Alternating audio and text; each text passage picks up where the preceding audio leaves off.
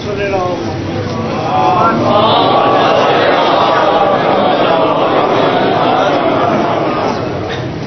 الرحمن الرحیم.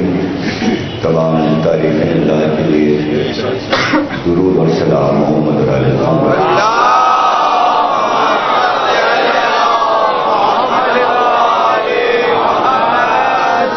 1433 ہجری کے شہر ثانی کی تیسری تقریر آپ امام بارگاہ دربار حسینی میں سماعت فرما رہے ہیں. سبحان اللہ. سیاست اور حکمت کے موضوع پر ہم گفتگو کر رہے ہیں، یعنی سیاسیات زمانہ اور حکمت معصومین.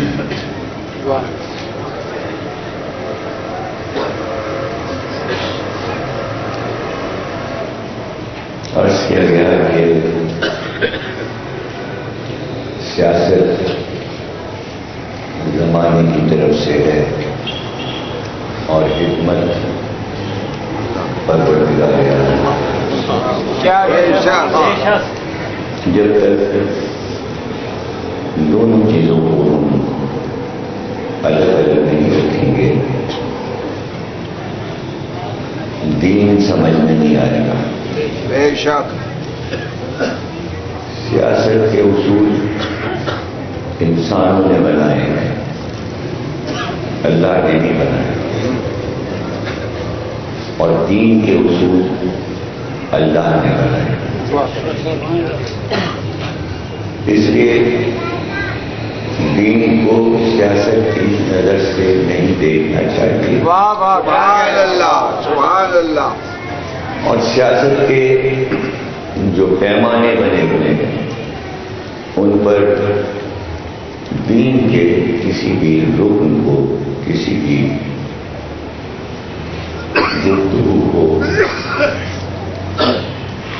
نہیں لانا چاہیے، اس لیے کہ اس کا نتیجہ کارآمد نہیں برآمد ہو، بلکہ جو دین کو مان رہا ہے اس کو نقصان پہنچے گا. دین کو تو کوئی نقصان نہیں پہنچے گا، لیکن جو دین قبول کیے بیٹھا ہے اگر وہ اپنی دنیا کی سیاست پر دین کو پرکھ رہا ہے تو اس کے ایمان کا نقصان ہوگا، اس کے عقیدے کا نقصان ہوگا. یہ چیزیں علمی صحیح یا بہت ہی فلسفیانہ صحیح یا عام ذہنی سطح سے بہت بلند صحیح، لیکن ہم کو کوشش کرنا چاہیے کہ ہم سمجھیں. ضروری ہے، اور یہ ضروری نہیں کہ جو نہیں جانتا وہ سمجھے، بلکہ جو جانتا ہے وہ بھی سمجھے. ہو سکتا ہے کہ کہیں جاننے والے کی فکر میں بھی کجی ہو اور وہ سیاست اور حکمت کو الگ الگ نہ کر سکا ہو. قرآن میں اللہ نے سیاست کو جس طرح وہی کی صورت میں اتارا ہے اس کو سمجھنے کی ضرورت ہے. اور وہ قرآن میں متعدد جگہ یعنی زیادہ تعداد میں ایک لفظ اللہ نے استعمال کیا ہے زمانے کی سیاست کے لیے، اور اس لفظ کو سمجھنا ضروری ہے. اور وہ لفظ ہے مکاری. تو اللہ دنیا کی سیاست کو اچھی نظر سے اگر دیکھتا تو قرآن میں تعریف کرتا ہے، بلکہ اس نے مذمت کی، اور اللہ کی نظر میں سیاست جو ہے وہ مکر ہے. بے شک. ومکر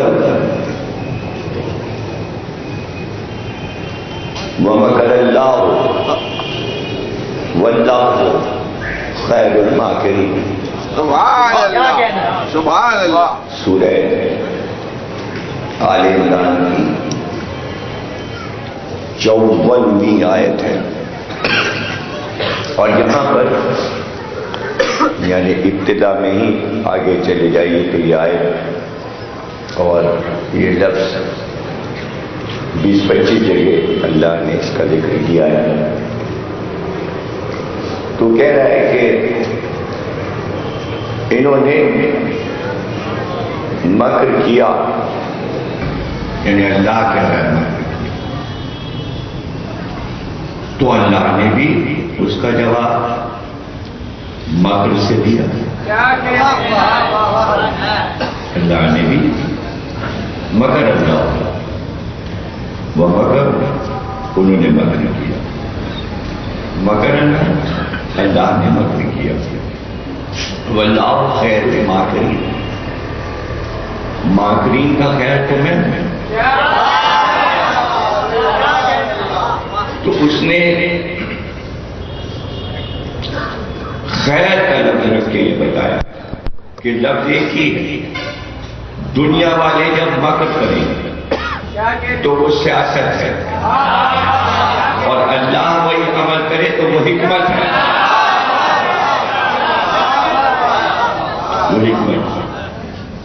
اور یہ آیت جہاں پر استعمال ہوئی یہ حضرت عیسیٰ کا قصہ بیان ہو رہا ہے.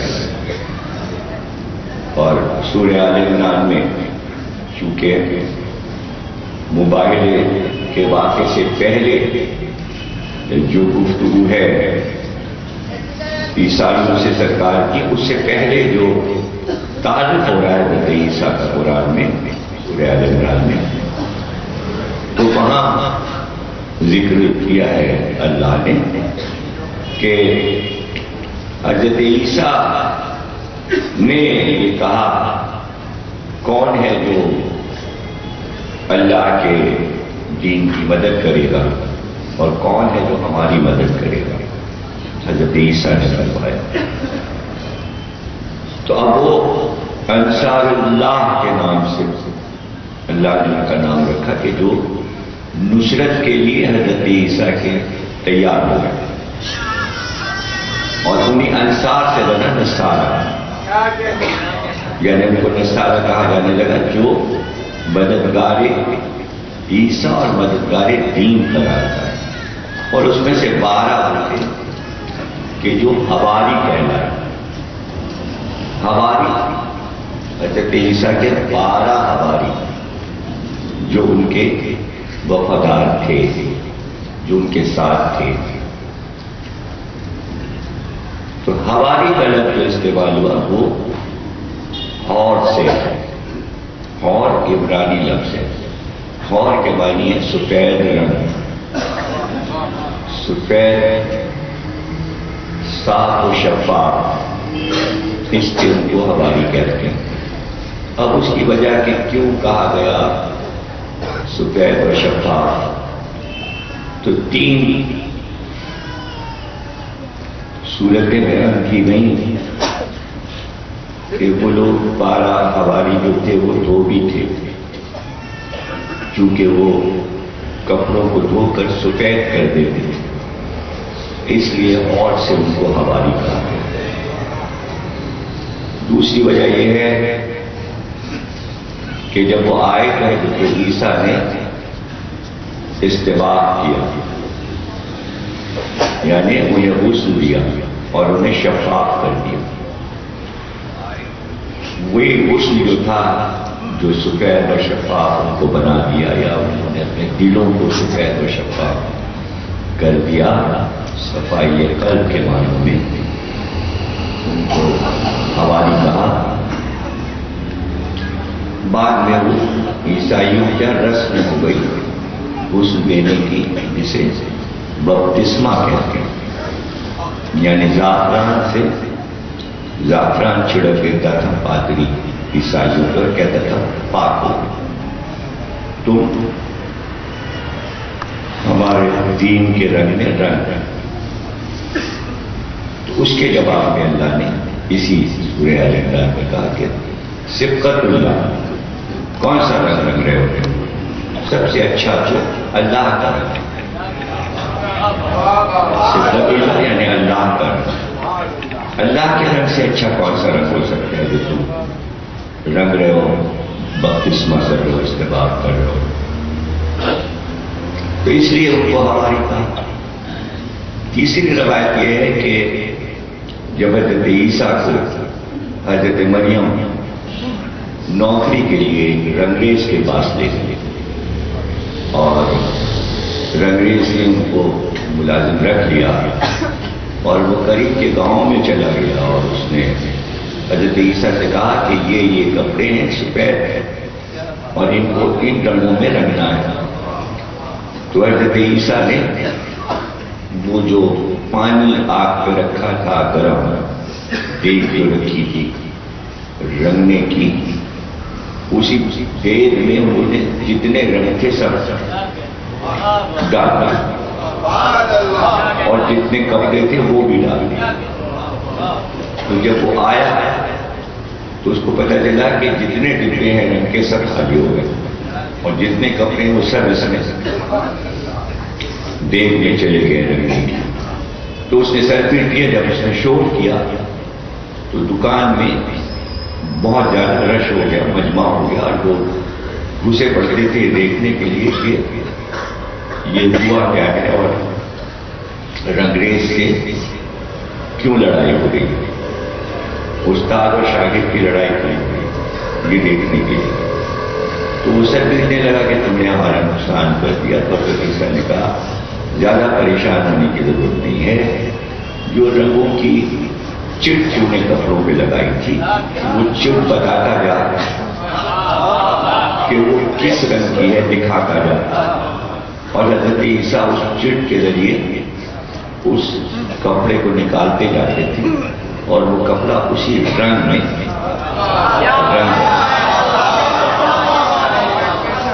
یہ معجزہ حضرت عیسیٰ کا دیکھ کر جو لوگ ایمان لائے ان کو حواری کہتے ہیں، انہیں حواری کہتے ہیں۔ تو حواریوں کے ساتھ حضرت عیسیٰ گاؤں گاؤں کا سفر کرتے تھے اور کہیں ٹھہرتے تھے، کہیں سفر کرتے تھے، اور یہاں تک کہ یہودی اپنی شرارت اور شیطنت کی وجہ سے حضرت عیسیٰ کے پیچھے پڑے ہوئے اور تعصب میں تھے اور بے انتہا حضرت عیسیٰ کو پریشان کرتے تھے۔ اس لیے وہ جگہ بدلتے رہتے تھے اپنے ان 12 ساتھیوں کے ساتھ۔ اور آخر میں ایک وقت ایسا آیا کہ حضرت عیسیٰ نے اپنے حوارین سے کہا کہ میں تو لوگوں کو وصیتیں کرتا ہوں اور تم اطراف عالم میں پھیل جاؤ، تم 12 اطراف عالم میں پھیل جاؤ، مختلف جگہوں پر چلے جاؤ تاکہ اس دین کی ترویج کر سکو، اس لیے کہ اب یہ ہمارا اس زمین پر آخری لمحات کا ایک موقع ہے۔ اور اسی وقت یہودی جو پریشان کر رہے تھے وہ اس مکان تک پہنچ گئے جس مکان میں حضرت عیسیٰ تھے، تو حواری کو تو بھیج چکے تھے اور وہیں پر حضرت عیسیٰ کو یہودیوں نے گرفتار کر کے اسی مکان میں تالا لگا کے بند کر دیا اور پھر سب کو جمع کر لیا یہودیوں کو کہ اس کے اندر عیسیٰ ہیں اور تیاری کرو، ان کو صبح کو ہم سولی پہ چڑھا دیں گے۔ جب صبح ہوئی تو ان کا جو انتہائی شریر آدمی یہودا تھا وہ اندر گیا اپنے دوستوں کو روک کر کے ہاں کھینچتے ہوئے عیسیٰ کو پکڑ کے لاتے تھے۔ اب یہاں پر یہ آیا تھا وہ مکر اللہ ہو خیر الماکرین، یہودیوں نے عیسیٰ کے ساتھ مکر کیا یعنی ان کی سیاست ان کی نظر میں کامیاب ہوئی. بس اللہ نے بھی مگر اللہ، پھر اللہ نے بھی ہیلا کیا، یعنی اپنی حکمت دکھائی، جبریل کو بھیجا اور جبریل حضرت عیسیٰ کو روشن دان سے لے کر آسمان کی طرف چلے. دیکھیں یہ اللہ کی حکمت ہے اور وہ ان کی سیاست ہے. یہ ہے سیاست اور حکمت آمنے سامنے. اب توجہ رکھیے گا، جیسے یہودا اندر گیا اس نے دیکھا حضرت عیسیٰ کو تھے ہی نہیں، فوراً ہی اللہ نے ادھر عیسیٰ کو اٹھایا آسمان کی طرف جبریل اور لے گئے، اور ادھر یہودا کو اللہ نے حضرت عیسیٰ کی شکل پہ کر دیا. کیونکہ اللہ چاہتا تو یہ نہ کرتا. اب یوں بھی عیسیٰ کو لے ہی گیا تھا نا. توجہ رکھیے گا یہاں پر. میں نے تمیز کی تاکہ آپ کے ذہن میں پہلے میری بات بیٹھ جائے، پھر میں آپ سے گفتگو کروں اور آپ اسے سمجھنے کی کوشش کیجیے. یہ پورا واقعہ جو میں نے بیان کیا یہ سورہ آل عمران میں اور قرآن سے بیان کیا، تاریخ کی بات نہیں ہے. یہودا ظاہر ہے کہ وہاں عیسیٰ کو نہ پاک کر آ کے کہہ دیتا عیسیٰ ہے ہی نہیں، اور سب پچھتا کے رہ جاتے، اور عیسیٰ بچ بھی گئے اور اللہ زندہ لے گئے. تو جو انہوں نے مکر کیا، جتنا جال پھیلایا، اللہ نے اس سے زیادہ کا جواب دیا. صرف تمہیں نہیں سیاست آتی ہے،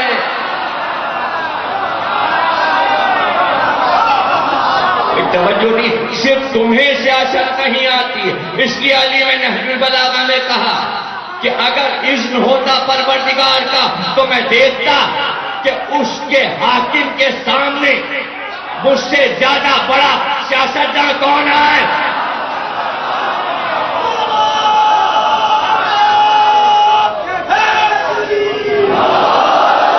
مجھ سے بڑا.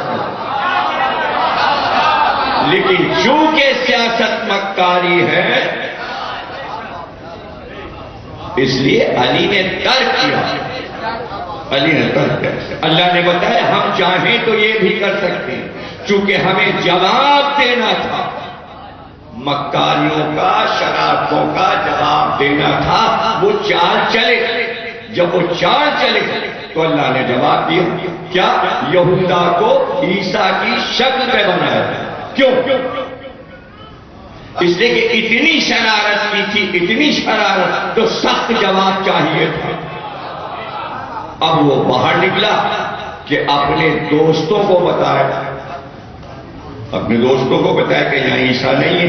جب وہ باہر نکلا تو فوراً دوستوں نے پکڑ لیا عیسیٰ سمجھ کے، اور کھینچتے ہوئے اور مارتے ہوئے لے کر چلے. اور وہ پکارتا رہا میں تمہارا دوست یہودا ہوں، میں تمہارا دوست یہودا ہوں. مکرو ومکر مکر اللہ واللہ خیر الماکرین. میں خیر ہوں. مارتے ہوئے چلے اور اتنا مارا کہ جو عیسائی سمجھتے ہیں کہ یہ عمل حضرت عیسیٰ کے ساتھ ہوا. توجہ نا آپ کی. یعنی یہودیوں کی سیاست میں عیسائی آ گئے. یہودیوں کی سیاست کے جال میں عیسائی آ گئے اور کہنے لگے حضرت عیسیٰ کو سولی چڑھا دی گئی اور صلیب پہ چڑھا دیا. لیکن پتہ کیسے چلے؟ ظاہر ہے کہ لوگ تو حضرت عیسیٰ سمجھتے رہتے نا یہودا. جب صلیب پہ چڑھا دیا اور لاش صلیب سے اتار دی گئی تو حضرت عیسیٰ نے پھر یہودا کو یہودا کی شکل پہ کر دیا. یہودا کی شکل پہ تو پتہ چلا کہ یہ تو یہودا جس کو ہم نے مار ڈالا. تو انہوں نے مکر کیا، انہوں نے جال چلی، انہوں نے ہیلا کیا، انہوں نے شرارت کی. تو خطبہ مولا کا نہج البلاغہ میں ہے کہ فرماتے ہیں کہ شورا کمیٹی میں ہمارا بھی نام ہے، بلایا گیا. تو اس پر فرماتے ہیں کہ وہ اڑے، ہم بھی ان کے ساتھ اڑے.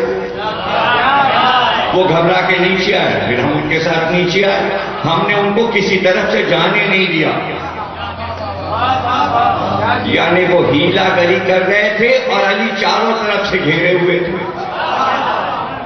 اور پھر ان کے پاس جواب نہیں تھا جب علی کہہ رہے تھے شب ہجرت بستر نبی پہ کون سویا،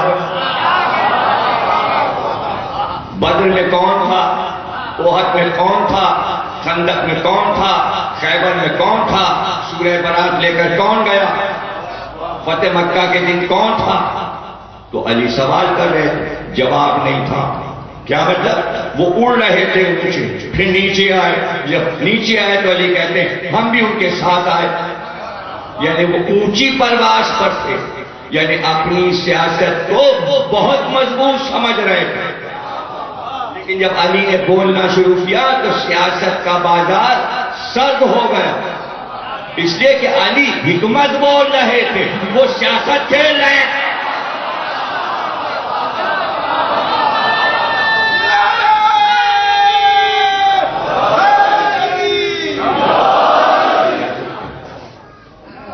تو اب وہی دماغ میں بیٹھ گیا، اور انہوں نے کہا بھائی عیسیٰ تو خدا کے بیٹے۔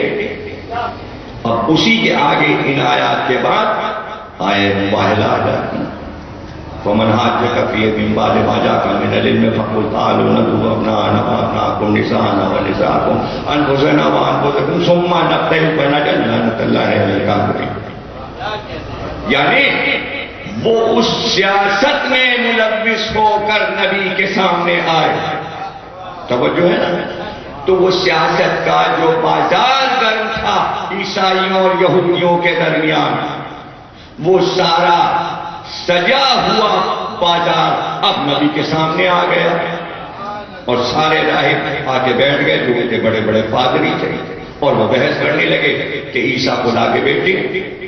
اللہ نے کہا ان سے کہو، دیکھیے وہ چل رہے تھے سیاست، یہ ہے اللہ کی حکمت، ان سے کہو۔ اب میں ابھی اسی وقت تیسری مجلس سے حکمت کے معنی ابھی میں نے نہیں بتایا، اسی وقت بتاؤں گا تاکہ حکمت کے معنی معلوم ہو جائیں، تاکہ آنے والی تقریریں اور آپ کے لیے آسان ہو جائیں۔ اللہ نے کہا ان سے کہو، وہی ہوئی، مسلسل وہی ہو رہی ہے، اور سورہ آل عمران میں جو آیات ہیں وہ آ رہی ہیں۔ ان سے کہو کہ کیوں ہیں عیسیٰ خدا کے بیٹے؟ کہ اس لیے کہ باپ نہیں۔ اللہ نے کہا ان سے کہو کہ آدم کے بھی تو باپ نہیں ہے، تو جس کے باپ نہ ہو وہ خدا کا بیٹا ہو جاتا ہے، اور عیسیٰ کے تو ماں تھی، آدم کے تو نہ باپ نہ ماں، انہیں زیادہ حق ہے کہ وہ اللہ کے بیٹے ہو جائیں۔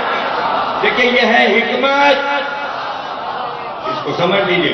یہاں پہ میں رک رہا ہوں، میں یہ بات سمجھا دوں کہ حکمت کی صورتیں کیا کیا ہیں۔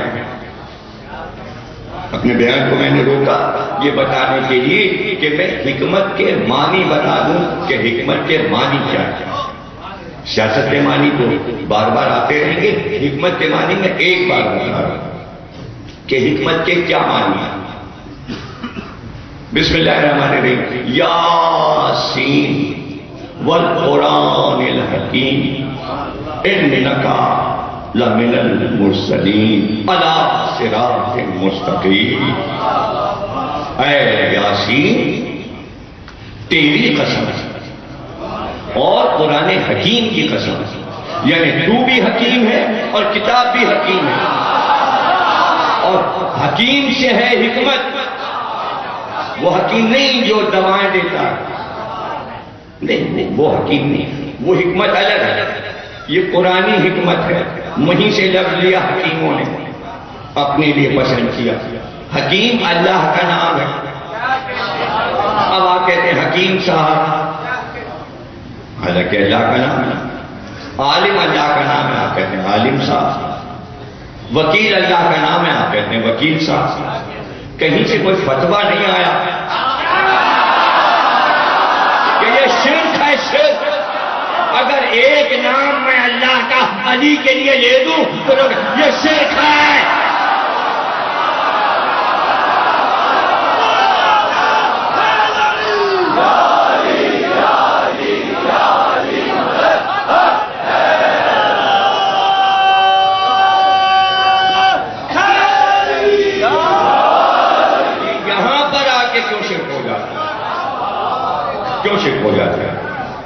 حالانکہ یہ سب کو معلوم ہے کہ اللہ کے جتنے نام ہیں اللہ کے، اور جتنے لوگوں کو یاد ہے، اس کے لیے حکم یہ ہے کہ اکیلا نام نہ رکھو، اس کے باوجود جو سمجھدار ہیں وہ اس کے ساتھ کوئی نام لگاتے ہیں۔ ستار اللہ کا نام ہے، غفار اللہ کا نام ہے، لیکن اس کے ساتھ ایک لفظ لگا دیتے ہیں، عبد الغفار، عبد الجبار، چونکہ حکم ہے۔ لیکن یہ نادانی دیکھیے کہ وہ غفار، جبار، حکیم، عالم، وکیل، یہ حکم کے خلاف ہے، یہی ہے شرک۔ پتہ چلا جہاں جہاں یہ لفظ اللہ کے استعمال ہو رہے تنہا، سب کی زبان پہ شرک جاری ہے، شرک کر رہی ہے امت، اور ہم کہتے ہیں علی کا یہ نام ہے، تو آپ ہم کو کہو شرک کیا۔ تو پتہ چلا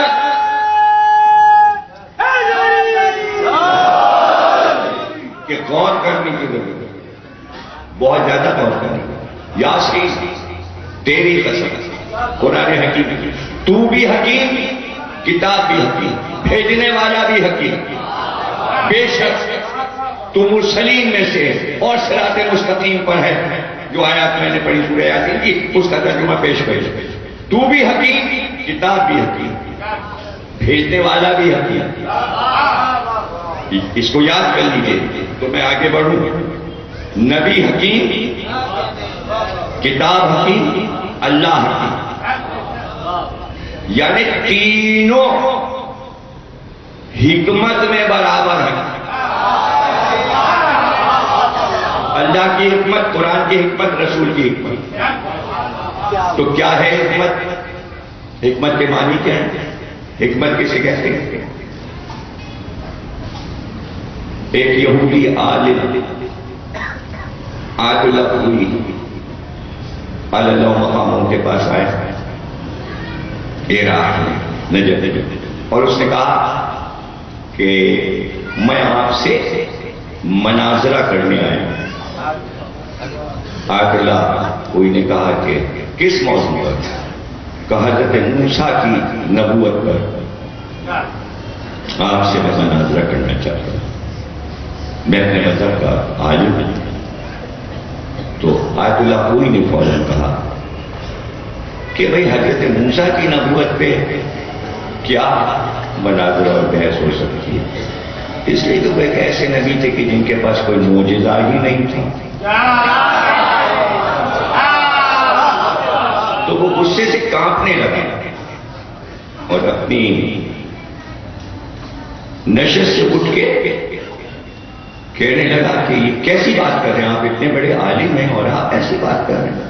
ارے آپ کے قرآن میں 50 معجزے حضرت موسیٰ کے ہیں، ان کا عصا اژدہا بن گیا، ان کے ہاتھ میں ید بیضا تھا، وہ بھی معجزہ تھا، انہوں نے کوہ طور پہاڑ کو ہوا میں بلند کر دیا، انہوں نے یہ معجزہ دکھایا، انہوں نے یہ معجزہ دکھایا، کوہ طور پہ جاتے تھے، اللہ سے باتیں کرتے تھے۔ قرآن میں تو جگہ جگہ حضرت موسیٰ کے معجزے ہیں۔ آیت اللہ کوئی نے کہا بیٹھ جائیے، اب ہم آپ سے مناظرہ کریں گے۔ اب بیٹھیے، آپ گفتگو ہوگی۔ اس نے کہا میں آپ کا مطلب نہیں سمجھا۔ کہنے تو مطلب سمجھ لیجیے، جب آپ نے کہا تھا کہ موسیٰ کی نبوت پر آپ ہم سے بحث مباحثہ کریں گے، اگر میں آپ سے کہتا کہ گفتگو قرآن کی روشنی میں ہوگی تو آپ منع کر دیتے کہ ہم قرآن کو نہیں مانتے، ہم تو توریت کو مانتے ہیں۔ جب آپ نے اقرار کر لیا کہ قرآن موسیٰ کی نبوت پر دلیل ہے تو آئیے قرآن سے بات ہوگی۔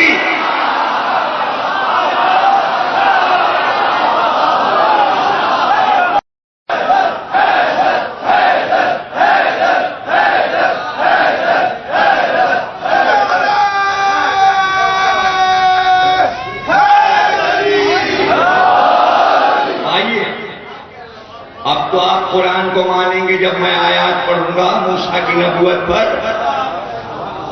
تو اب وہ مجبور ہے قرآن کا حوالہ ماننے پہ مجبور ہے. تو جو عمل آیت اللہ خوئی نے کیا اس کو کہتے ہیں حکمت. کچھ دیر کے لیے آدمی یہ سمجھے کہ حقیقت سے خوئی نے انکار کر دیا کہ قرآن میں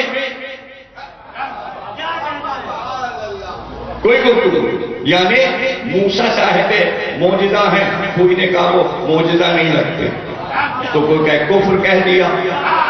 نہیں، یہ حکمت ہے.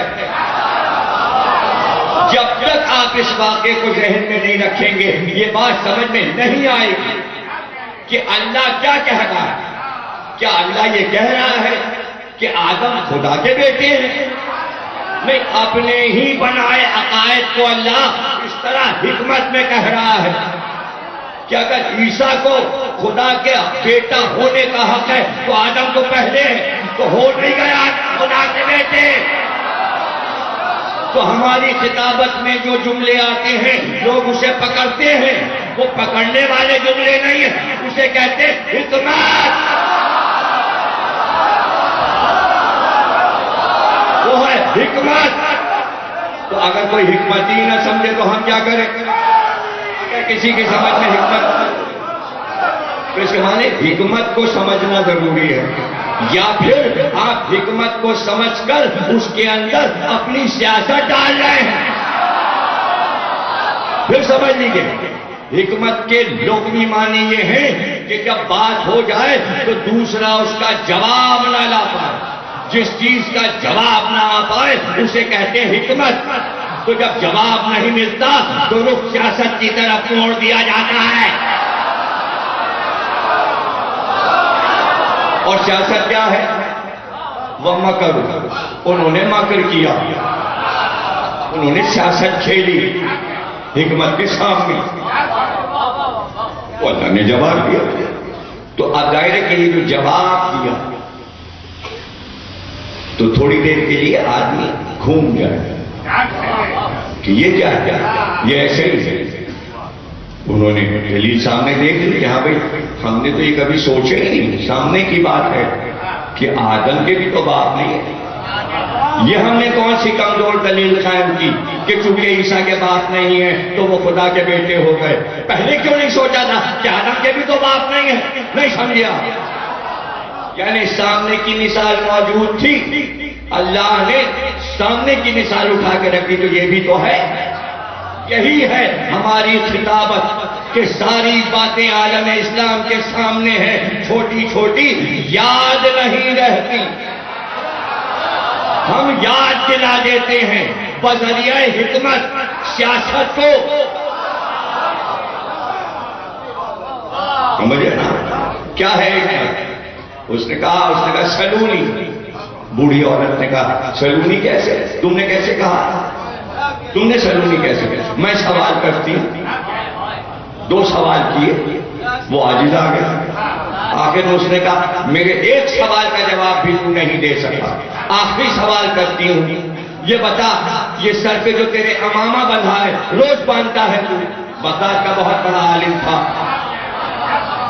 روز باندھتا ہے، یہ بتا دے اس میں کتنے بند دیتا ہے تو؟ بات سامنے کی تھی لیکن اس کی حکمت تھی. نہیں پتا سر پہ بوجھ ہے کتنی بار لپیٹا گیا نہیں پتا، اپنے سر کی چیز نہیں پتا. اسے کہتے ہیں حکمت. یعنی وہ عاجز ہو گیا، بے ہوش ہو گیا اور ممبر سے گر گیا. یہ علی والی تھی، یہ فاتح بن کے مسجد سے نکل گئی. فاتح بن کے مشہور ہے امام ابو محمد تھے جنہوں نے یہ دعویٰ کیا تھا سلونی. ان کا کہ علی کے علاوہ کوئی کہہ نہیں سکتا.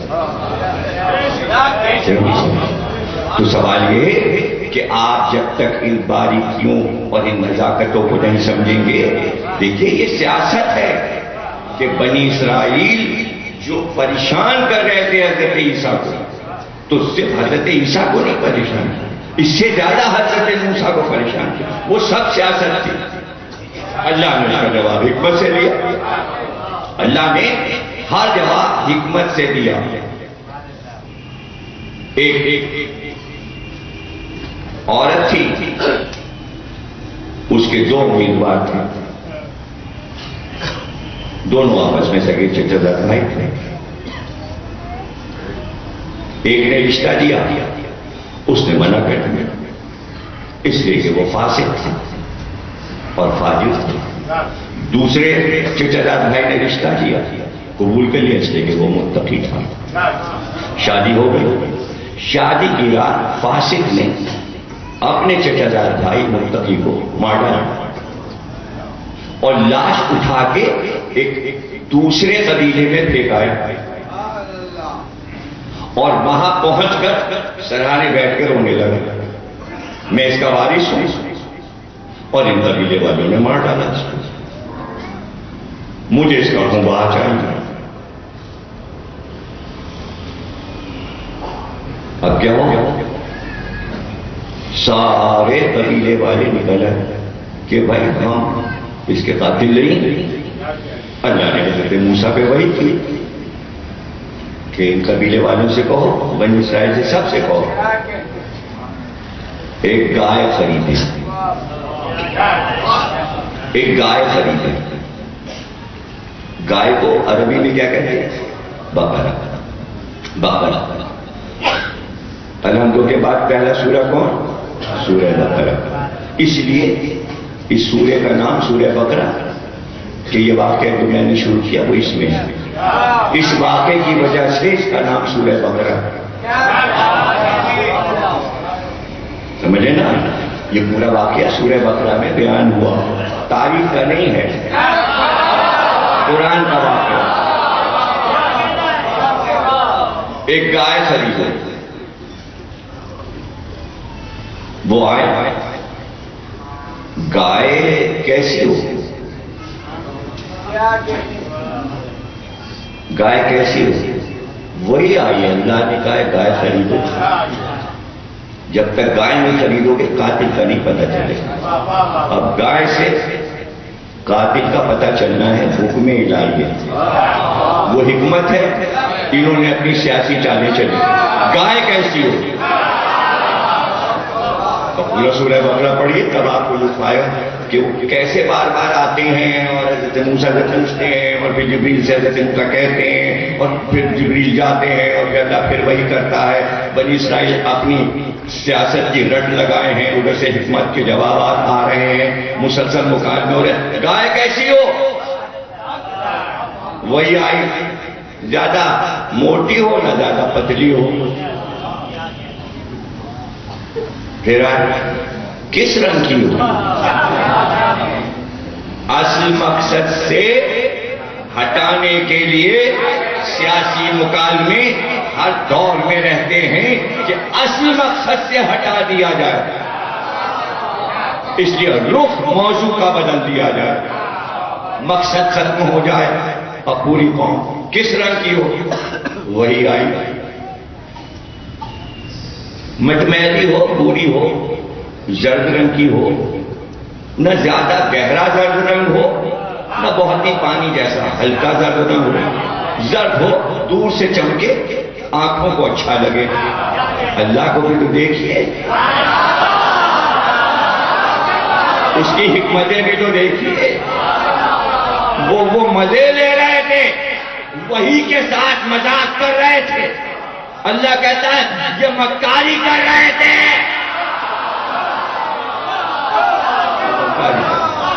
ہم حکمتوں پہ آمادہ. اچھا بھائی رنگ بھی طے ہو گئے. عمر کیا ہو؟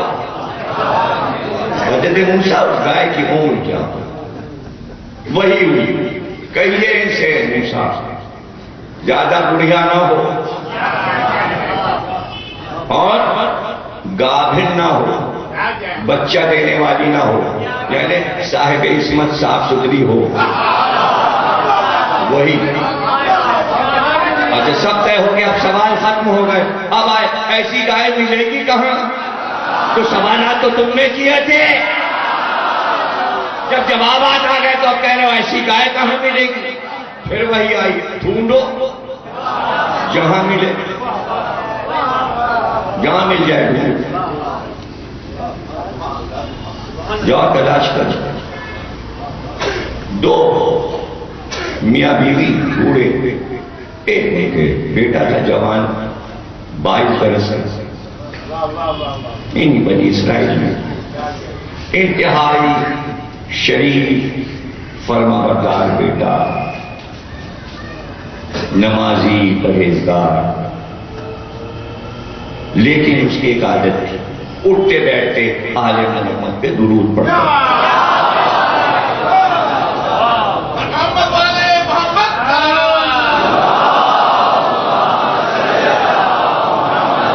ابھی یاد رکھیے گا کہ بنی اسرائیل یہودیوں میں دو گروہ تھے، اور گروہ اس بات پہ ہوئے تھے کہ اللہ نے کہا تھا ان سے کہیے کہ توحید کے بعد آخری نبی کی نبوت کو مانے اور پھر ولایت علی کو مانے. تو کچھ لوگ یہ کہہ کے الگ ہو گئے جنہیں دیکھا ہی نہیں انہیں ہم کیسے مانیں، اور کچھ لوگوں نے حضرت موسیٰ کے کہتے ہی ولایت علی کو قبول کر لیا تھا. تو دو گروہ تھے، ایک ولایت علی والے اور ایک جنہوں نے ولایت علی نہیں مانا تھا. دو گروہ میں بنی اسرائیل بٹے ہوئے. یہ نوجوان اور اس کے ماں باپ ولایت علی کے گروہ میں تھے، اس لیے کہ آل محمد کو مانتے تھے تو تسبیح پڑھتے رہتے. اب آپ کسی بھی کتاب میں پڑھیے، کسی سے پوچھئے کہ بھئی ہم دولت مند بننا چاہتے ہیں، کوئی تسبیح بتا دیجئے، تو ایک ہی تسبیح آپ کو کتابوں سے پتہ چلے گی کہ صبح سے شام تک ہر نماز کے بعد درود کی تسبیح پڑھو.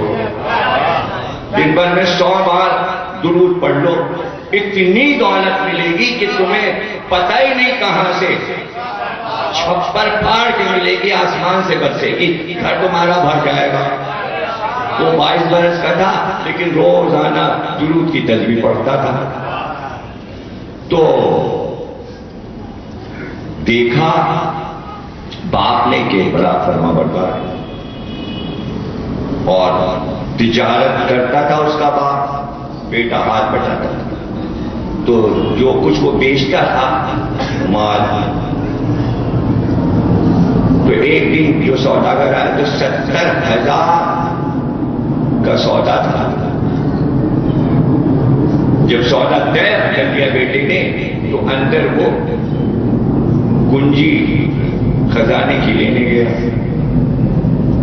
تو پتہ چلا کنجی باپ کے تکیا کے نیچے اور باپ سو رہے. اسے واپس آ کے وہ سودا منسوخ کر دیا.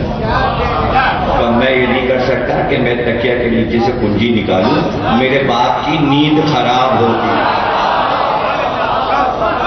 اس نے وہ سودا ٹھکرا دیا. جب باپ کو پتا چلا کہ اس نے اتنا بڑا سودا میری فرما برداری میں ٹھکرایا، تو اس بوڑھے کے پاس ایک گائے تھی، وہ اس کو بہت چاہتا، وہ اس کو نوجوان کو دے دی کہ آج سے یہ گائے تمہاری. وہ گائے جو تھی ان خوبیوں کی تھی جو اللہ نے قرآن میں بیان، جو رنگ اللہ نے بتایا وہی تھا، جو عمر بتائی وہی تھی، جو خوبیاں اس گائے میں تھی اسی رنگ کی وہ تھی. ڈھونڈتے ڈھونڈتے ڈھونڈتے اس کے گھر تک پہنچ گئے. دیکھا تو وہ گائے اس کے دروازے پر. سب نے یلغار کی کا یہ گائے ہمارے ہاتھ پہ. تو ماں نے اس نے کہا کہ اتنے لوگ، جبکہ ہم بیچ نہیں تھے اور اتنے لوگ خریدنے آ گئے، اس میں کوئی خاص بات کہہ دو کہ 50,000 سے کم کی نہیں دیں گے، یہ تو بہت مہنگی ہے.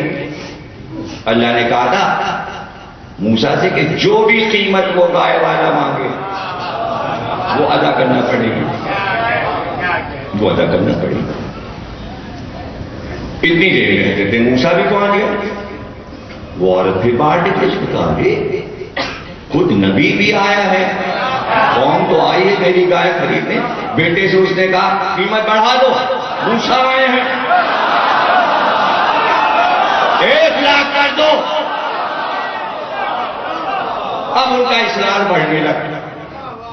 بوڑھی قیمت بڑھاتی رہی اور بیٹا ماں سے پوچھتا رہا کیا قیمت بڑھا. آخر میں ماں نے کہا دیکھو ان سے آخری بات کہہ دو گائے اس طرح نہیں ملے گی. پوری قوم سے کہہ دو اور موسیٰ سے کہہ دو اس شرط پہ گائے ملے گی کہ جب یہ حلال کر دی جائے جس لیے تم لے جا رہے ہو اتنی قیمتی ہماری گائے تم حلال کرنے لے جا رہے ہو تو ہم اتنے سستے میں نہیں دیں گے. تو جو گائے کی کھال ہوگی جتنی بڑی وہ کھال ہے اس میں سونا بھرتے جائیں قوم والے.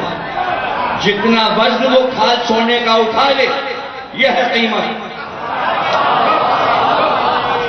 بھائی تو سب پھنسے ہوئے تھے. اگر قاتل پکڑا نہیں جائے گا تو قبیلے پہ الزام آ رہا تھا قتل کا.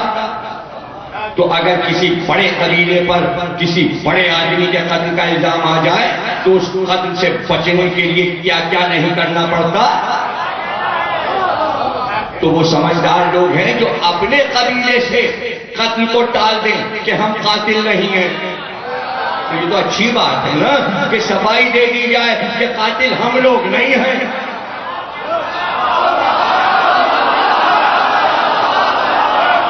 اور اگر کوئی صفائی دے رہا ہے کہ ہم قاتل نہیں ہیں تو اس کی بات کو مان لو کہ وہ صفائی دے رہا ہے. کسی طرح تو پتہ چلے کہ قاتل کون ہے. تو پوری قوم جاننا چاہ رہی ہے اور اس میں اللہ کی حکمتیں شامل ہیں. زمانے کی سیاست کچھ اور ہے, اللہ کی حکمت کچھ اور ہے. بیچ میں چونکہ نبی موجود ہے اس لیے اللہ نبی کی وجہ سے قوم کو بچانا چاہتا ہے, امت کو بچانا چاہتا ہے. آپ بات کیوں نہیں سمجھ رہے؟ اگر موسیٰ نہ ہوتے تو اللہ قوم کو چھوڑ دیتا, جاؤ ایک دوسرے کو مارو, کچھ بھی کرو. آتی تو کوئی ہے ہی نہیں تمہارے پاس جو سمجھ میں آئے گا. لیکن موسیٰ اور موسیٰ کی امت ہے. کہا ٹھیک ہے بھائی حلال ہو گئی تو پھر کھال میں جتنا سونا ہے آپ حلال ہو, حلال کر دی, حلال ہو گئی تو پھر وہی ہوئی کہ گائے کے گوشت کا ایک لوتھڑا لو اور اس مقتول کی لاش پہ مارو, اس کی لاش پہ مارو, یہ خود بتائے گا اس کا قاتل کون. اتنا اہتمام گائے کے ذریعے. تو میں یہاں پہ رکوں. پروردگار جس کو چاہتا ہے زندہ کر دیتا ہے, جس کو چاہتا ہے مار دیتا ہے. ایک گائے اور ایک آدمی تیرے لیے کیا مشکل ہے کہ ایک آدمی کو زندہ کر دے, وہ بولنے لگے, وہ قاتل کا نام بتا دے. یہ بیچ میں گائے کہاں سے آ گئی؟ یعنی اس کو زندہ کرنے کا وسیلہ کہاں سے آ گیا؟ ارے تو زندہ کر دے, تو ہی زندگی دیتا ہے. یہ گائے کے گوشت سے اس کو کیوں زندہ کروایا جا رہا ہے؟ کہ پورا سورہ رکھ دیا قرآن میں, سورہ بقرہ, اور مسلمان اس کی تلاوت کریں اور صرف تلاوت کریں. اتنا بڑا سورہ کہ یاد نہ ہو.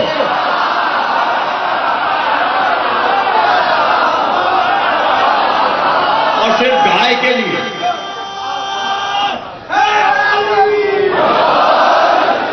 یاد نہ ہو. عجیب ہیں یہ ایمبیسیز والے بھی, یورپ والے, امریکہ والے. ویزے تو سب کو دے ہی دیتے ہیں مذہبی اس پر. ہم جا رہے ہیں ساتھ نماز پڑھانے, ہم جا رہے ہیں مجلس پڑھنے, ہم جا رہے ہیں تراویح پڑھانے. تو ان کے کچھ طریقے ہیں, وہ 2-3 سوال کر کے پتہ لگا لیتے ہیں کیا ہے یہ کام کرنے جا رہا ہے یا بہانہ کر کے جا رہا ہے.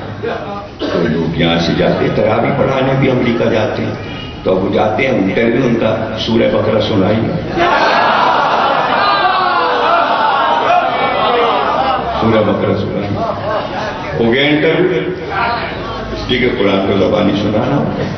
تو اب جسے یاد ہے وہی جائے گا, جسے نہیں یاد. جو دنیا میں جسے سورہ بقرہ نہیں یاد وہ امریکہ نہیں جا سکتا, تو جنت میں وہ کیا جائے گا جسے سورہ بقرہ نہ یاد ہو؟ سوچیے. ابھی دعوے ہیں وہاں تو حافظ قرآن کے دعوے ہیں. رسول اللہ کے دور میں تو سبھی حافظ قرآن تھے, وہاں کی بات ہو گئی. اب یہاں کی کام لوگوں کو سورہ کوثر نہیں یاد ہوتا, پیچھے یاد ہوتا ہے. بچپنے میں یاد کرا دیا تو یاد ہو گیا، ورنہ سورہ قل والا نہیں یاد ہوتا صحیح طریقے سے۔ رحمان ملک نے پڑھا تھا سورہ قل والا،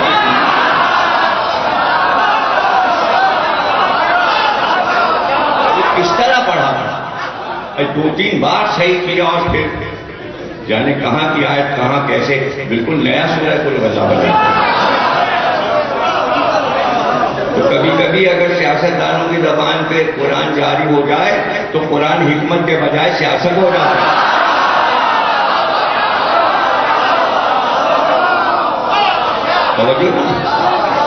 تو ایک گوشت کا لوتڑا کاٹ کے اس کی لاش پہ مارا گیا، نہیں بولا، سوائے کہنے لگے حضرت موسیٰ تو نہیں بولا، کہ وہ بولے گا کیسے؟ وہ کھال لیے کھڑا ہوا ہے جوان، اس کو بھرو، جب تک اس کی کھال سونے سے بھرے گی نہیں مردہ نہیں بولے گا اور گوشت میں کوئی اثر نہیں آئے گا۔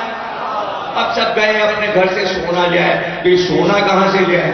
ارے بھائی جب فرعون غرق ہوا تھا تو بنی اسرائیل نے فرعون کا محل جو لوٹا تھا سارا سونا لوٹ کے لائے تھے، تو چوری کا سونا تھا، اللہ نے وہ سارا جمع کروایا۔ تو کہتے ہیں کہ اس واقعے کے بعد بنی اسرائیل مفلس ہو گئے، ایک گائے کے چکر میں ساری دولت وہ 22 سال کا لے گیا، کون؟ جو ولایت علی والا تھا۔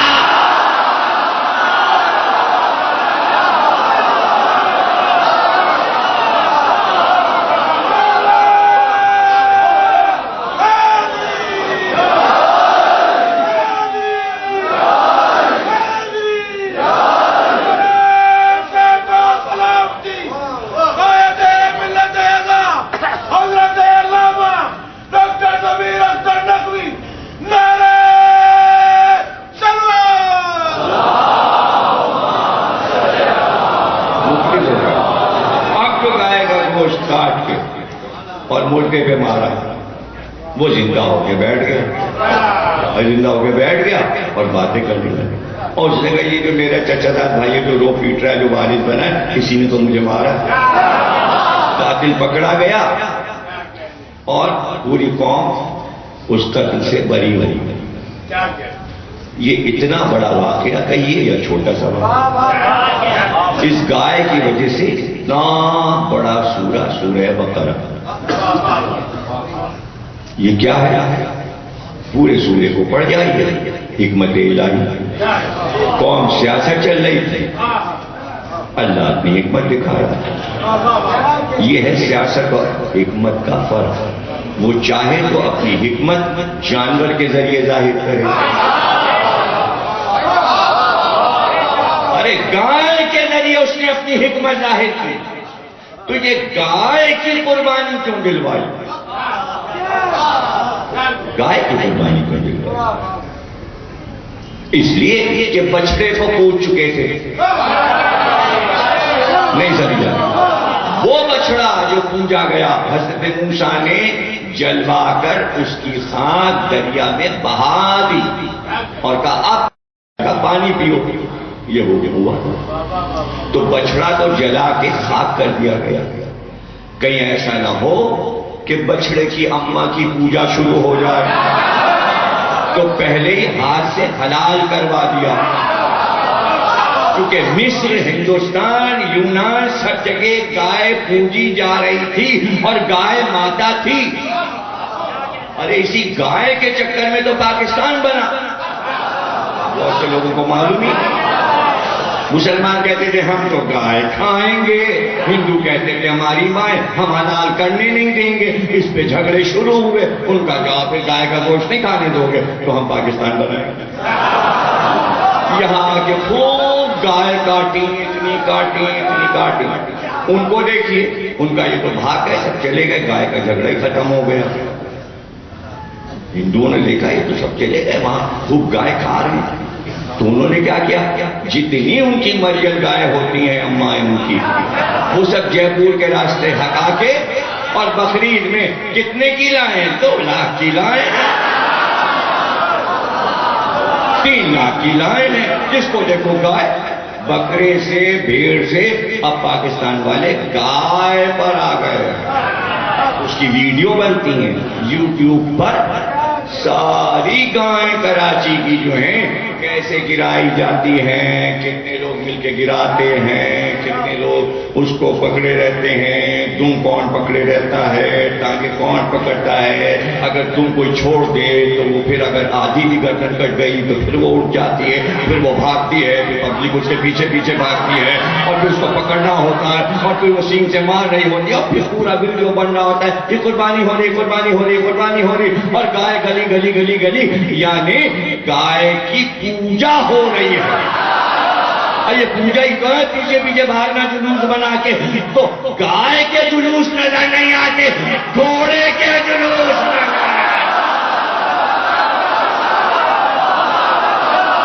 گلجنا گلجنا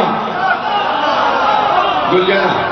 ارے بھائی یہ جو سورہ گائے والا ہے اس میں تو صرف گائے کے حلال کرنے کا حکم ہے, اس لیے اس سورے کا نام ہے بقرہ. کوئی گائے کے قصیدے نہیں لکھے ہیں, گھوڑے کے تو قصیدے لکھے ہیں.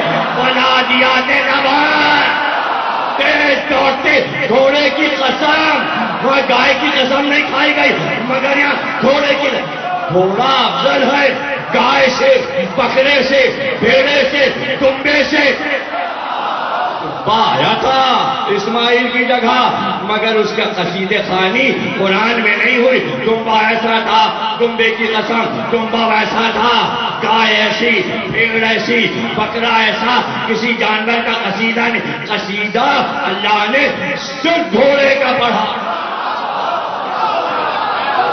تو لوگ اسی پہ چڑھ جاتے ہیں, اسی پہ چڑھ جاتے ہیں. تو گھوڑے کے پیچھے پڑے ہوئے تو یوٹیوب پر بھی یہی بحث ہے. کیوں کہہ دیا, یہ کیوں کہہ دیا کہ گھوڑا قابل احترام.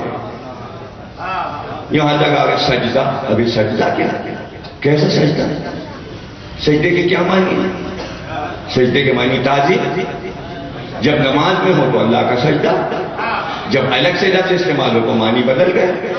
2 لاکھ لفظ کو بیٹھے بیٹھے سنا دوں کہ دین کے ایسے ہیں جو آپ استعمال کرتے اور کوئی آپ کو ٹوکتا نہیں کہ یہ غلط جگہ استعمال کر رہے ہو. قابل احترام لفظ ہے قرآن کا, انی جاعل فی الارض خلیفہ. کتنا پاک لفظ ہے خلیفہ.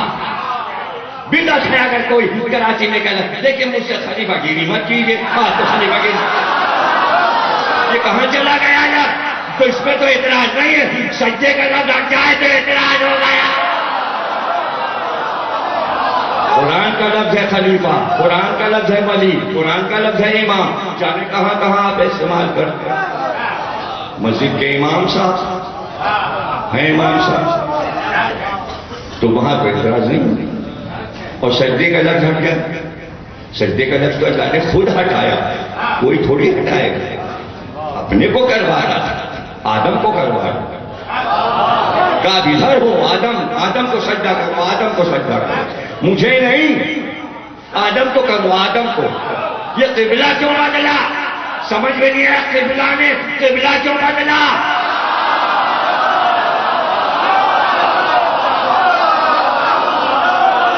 سجدہ ادھر کہاں چلا گیا. یہ یعقوب یوسف کے دربار میں پہنچے تو بیٹے کو سجدہ کیوں کیا. ان کا یہ تعظیمی ہے, تو آپ نے کہہ دیا تعظیمی ہے. تو اگر ہم نے چھپ کے سلینا کو چوم لیا تو آپ کے تعظیمی سجدہ سمجھ میں نہیں آتا.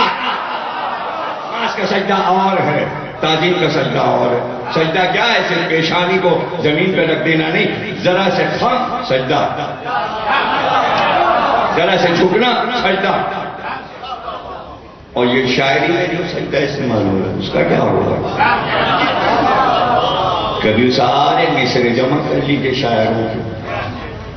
شیخ پڑھے محراب حرم میں پہرو دگانا جپتے ہیں میر تقی میر.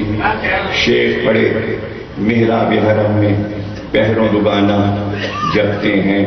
سجدہ اس ایک تلے کا ان سے ہو تو سلام کریں. سجدے تو سبھی کر رہے ہیں. میر کہہ رہے ہیں ویسا سجدہ جو دیکھ کے نیچے ہوا کر کے کوئی دکھائے تو سجدہ تو وہ ہے, تمہارے سجدے سجدے نہیں ہیں.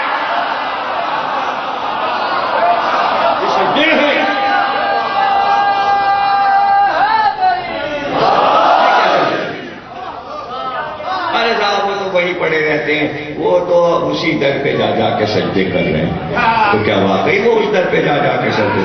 وہ تو صاحب وہ اب انہیں کیا پڑے رہتے ہیں کمشنر صاحب کے دروازے پہ، وہیں سجدے وہیں سجدے۔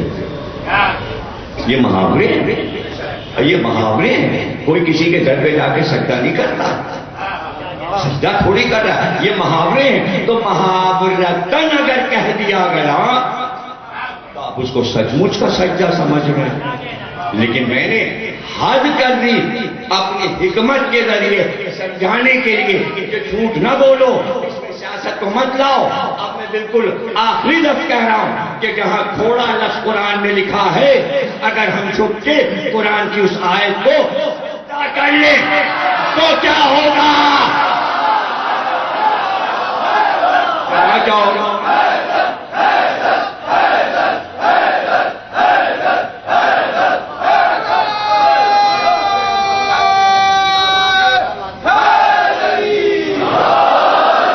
کیا ہوگا؟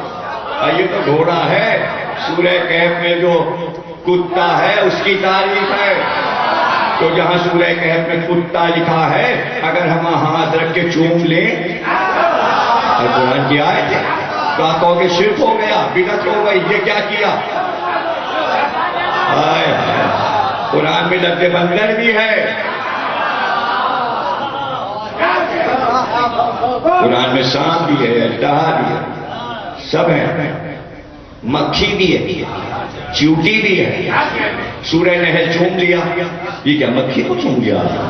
سورہ نمل چوم لیا، یہ کیا کیا آپ نے؟ چیوٹی کو چوم لیا۔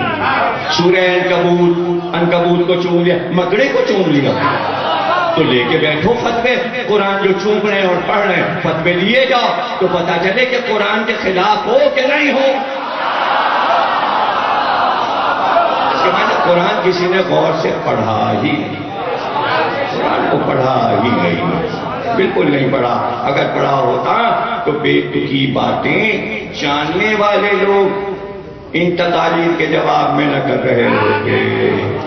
بھائی ہم نے تو قرآن غور سے پڑھا، جہاں سے گئیے ایک ایک لفظ بتا دیں، جو بھی آپ پوچھیے ہم بتا دیں گے، اس لیے کہ ہم نے مطالعہ کیا ہے۔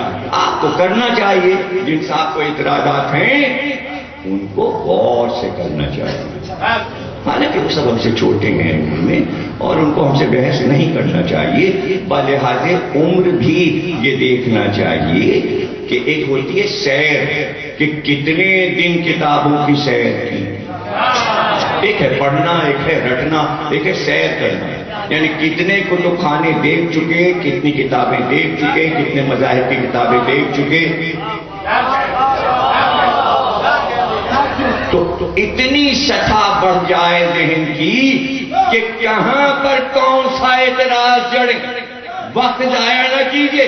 یہ تو بنی اسرائیل بھی کر رہے تھے کہ اصل پیغام کو دبانے کے لیے الٹے سیدھے سوال کرتے تھے، الٹے سیدھے سوال کرتے تھے۔ پھر کیا ہوا؟ قاتل پتہ چل گیا اور وہ لے گیا سونا، اور یہ ثابت ہو گیا کہ جو درود پڑھے اللہ اس کو ایسی جگہ سے خزانہ بھیجتا ہے کہ اس کو پتہ نہیں ہوتا کہ کدھر سے آئے گا۔ تو سورہ بقرہ نہ گائے ہے نہ بنی اسرائیل، سورہ بقرہ ولایت علی کی مدح ہے، درود شریف کی مدح ہے۔ تو اصل نظر وہاں رکھیے، یہ ہے حکمت الہی۔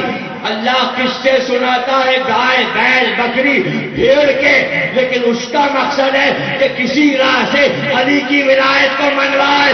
یہ ہے حکمت، یہ ہے حکمت معصوم، یہ ہے حکمت الہی۔ آپ کی نظر یہ ہے ولادیات ذبحن، تیز دوڑتے گھوڑوں کی نہیں، اللہ یہ بتانا چاہ رہا ہے تیز دوڑتے گھوڑے تو عرب والوں کو پسند تھے، اس لیے میں قسم کھا کے بتا رہا ہوں تمہارے گھوڑے نہیں، یہ گھوڑا اس لیے پسند آیا کہ اس پر علی بیٹھا تھا اور اس دن مسئلہ ولایت علی کا تھا۔ تو قرآن میں کسی کی بھی تعریف، کہیں بھی تعریف ہو رہی ہے تو اس کے پس منظر میں علی ہے، آل محمد، یہی ہے حکمت الہی۔ یہی ہے حکمت الہی، جسے آپ دمبا سمجھے اور اس کی شبیہ بنا کے فریج میں رکھ کے کھانے لگے، وہ دمبا آپ کے لیے ہوگا کہ شبیہ بنا کے کھا لو، وہ دمبا آیا اس لیے کہ حسین کی مداح ہو۔ یہ ہے حکمت الہی، یہ حکمت الہی، یہ سب حکمت الہی ہے۔ وہ وسائل پوچھنا نہیں ہے، بتانا ہے عباس کا عالم کیا ہے، وہ ید بیضا نہیں ہے، بتانا ہے علم کا پنجہ کیا ہے۔ یہ حکمت الہی ہے، اس طرح بتایا، اس طرح سماج۔ جب آپ قرآن کو اس نظریے سے پڑھیں گے کہ دل میں محبت اہل بیت ہو تو بات سمجھ میں۔ آپ سورہ علم پڑھتے ہیں، زندگی گزر گئی آپ کی سورہ علم 5 وقت نماز میں پڑھتے ہوئے، بغیر سورہ علم کے نماز نہیں ہوتی ہے، کوئی فاتحہ سورہ علم کے بغیر نہیں ہوتا۔ کون سا مسلمان ہے جس کو سورہ علم نہیں یاد؟ لیکن خطبہ غدیر پڑھیے، رسول اللہ نے فرمایا کہ یہ سورہ علم علی کی شان میں آیا ہے۔ یہ ہے حکمت الہی۔ آپ بحث میں لگے ہوئے ہیں، ساری تعریف عالمین کے رب کی، وہ جو یوم دین کا مالک ہے اور صراط مستقیم تک آتے آتے بعد، اور جن پر ہم نے اپنی نعمتوں کو تمام کر دیا اور جنہیں نعمتیں عطا کر دیں، یہاں آ کے پتا چلا کہ واقعی رسول اللہ نے صحیح فرمایا کہ یہ سورہ علی کی شان میں اترا ہے، اس لیے کہ یوم دین کے مالک وہی ہیں، اور عالمین اور رب میں جو رشتہ ہے وہ علی ہے۔ اگر بیچ میں علی نہ ہو تو اللہ سے بندوں کا رشتہ نہیں جڑتا۔ الحمدللہ رب بالعالمین بے 2 بار استعمال ہوا، آدھا عالمین کی طرف ہے، آدھا اللہ کی طرف ہے، اور علی نے کہا وہ بے میں ہوں۔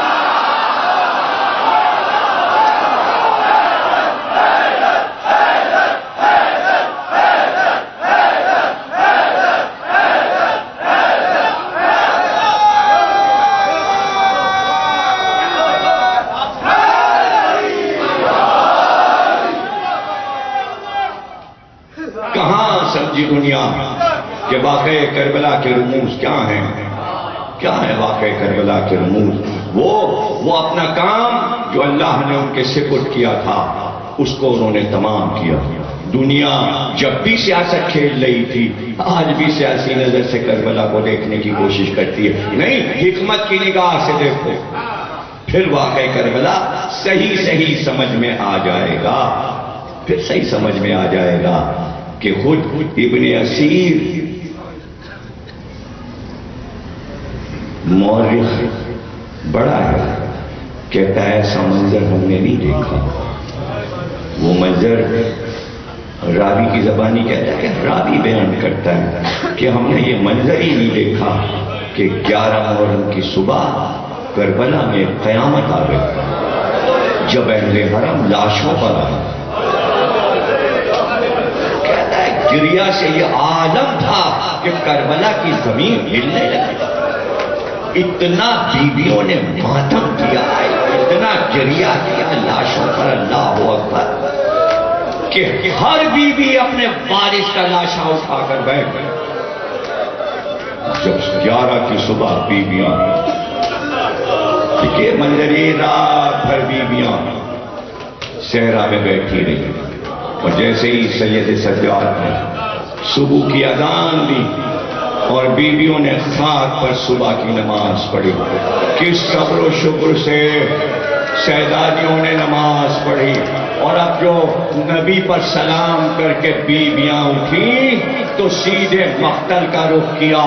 اب کیا منظر بیان ہو کہ قاسم کی لاش پہ ام فروہ گر پڑی، علی اکبر کی لاش پہ ام لیلا گر پڑی، اللہ زینب نے اپنے آپ کو حسین کی لاش پہ گرا دیا، یہ ہے میرا بھائی انطاخی، یہ ہے میرا بھائی جس کو میری ماں نے دھوپ سے بچایا، اپنی چادر کے سائے میں پالا، یہ ہے میرا بھائی۔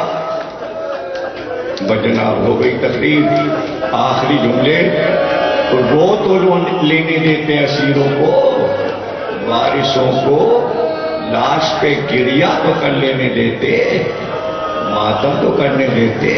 ایک بار پسر سعد نے حکم دیا چاروں طرف سے مقتل کو گھیر لو، تلواریں اپنی نکال لو اور تمام لاشوں کے سر کاٹ کاٹ کر نیزوں پہ چڑھا دو، اس لیے کہ حاکم کے پاس یہ سر نیزوں پہ لے کے چلنا ہے جلوس کی شکل میں۔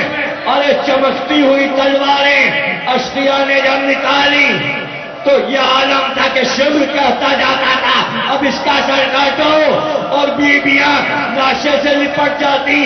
آخری جملہ جب علی اکبر کا سر کاٹنے کے لیے قاتل آیا تو ام لیلا لاش پہ جھک گئی، کہا میرا گلا کاٹ لے، یہ ہم شکل نبی، میری گوشت کا پلا